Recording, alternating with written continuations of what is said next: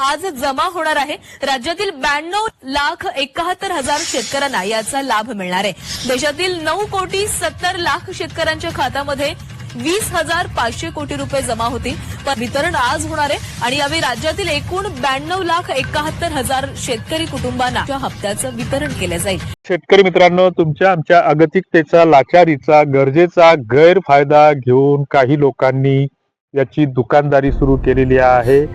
तुम्ही आम्ही सगळेजण या सरकारवर, सरकारच्या योजनेवर आणि इथल्या व्यवस्थेवर अवलंबून झालेलो आहोत की कृषी प्रधान देशामध्ये जो शेतकरी अन्नदाता आहे, जगाचा पोशिंदा आहे, दुर्दैवाने त्याला या देशामध्ये स्वतःची ओळख सिद्ध करण्यासाठी किसान आयडी कार्ड किंवा फार्मर आयडी कार्ड काढावं लागतं।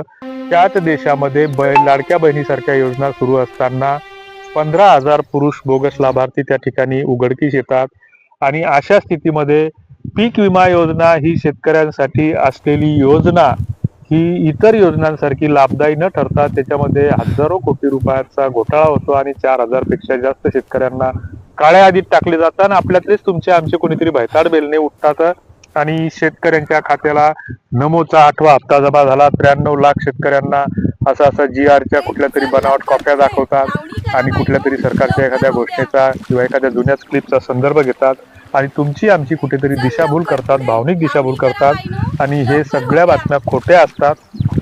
याच्यावर सरकारचं कुठलंही नियंत्रण नाही। नमो शेतकरीचा जो काही हप्ता आहे, सरकारनं घोषणा केली होती की जानेवारीच्या पहिल्या आठवड्यामध्ये हे पैसे जमा होतील।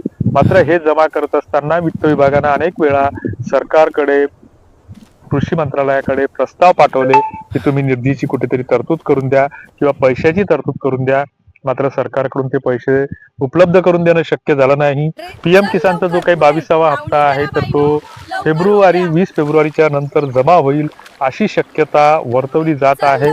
सोबतच जे काही पीक विम्याच्या संदर्भात जो काही 16-17 हजारापर्यंत लाभ मिळणार होता तर तो 15 जानेवारीच्या नंतर भेटेल, परंतु त्याच्यासाठीही सरकारकडे पैशाची तरतूद नसल्यामुळे तेही अजून प्रलंबित आहे। तेव्हा अशा चुकीच्या बातम्यांवर विश्वास ठेवून बऱ्याचदा काय होतं की मग एखाद्याच्या खात्यामध्ये जुनेच पैसे असतात, त्याला कुठेतरी ते बोटावर आपल्याला स्टेटमेंट वगैरे दिसत नाही आणि मग आपण ज्यावेळेस आपल्याला खात्यात किती पैसे आहेत ते माहीत नसतात आणि पैसे काढतो, मग एखादी महिला किंवा एखादा शेतकरी सांगतो की मला खात्यात 3,000 भेटले किंवा 4,000 भेटले। मग आपण गरज नसताना, कारण नसताना KYC करतो, EKYC करतो, काम धंदे सोडून। मग याच्यामुळे काय होतं की आपलं कुठेतरी क्रयशक्ती पुन्हा नष्ट होते आणि मग आपण कुठेतरी आर्थिकदृष्ट्या कुठेतरी आपल्याला पैशाचा भुर्दड सोसावा लागतो। अशा ह्या गोष्टी घडतात।